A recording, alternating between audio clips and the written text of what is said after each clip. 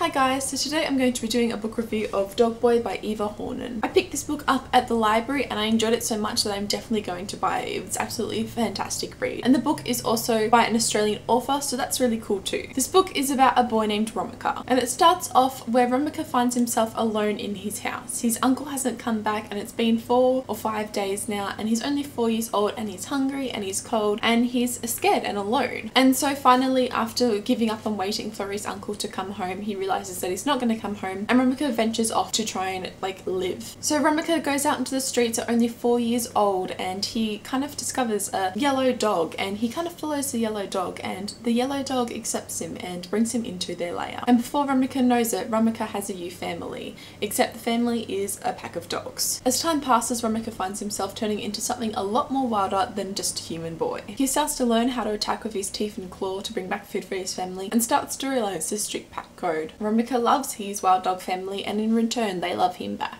However, Romika starts to attract attention in the city where he is hunting by the authorities, and it's basically the story from there. This was a fantastic, compelling read and I couldn't get enough of it. I fell in love with Romika and the dogs and the story, and it was just really compelling. It was told really beautifully.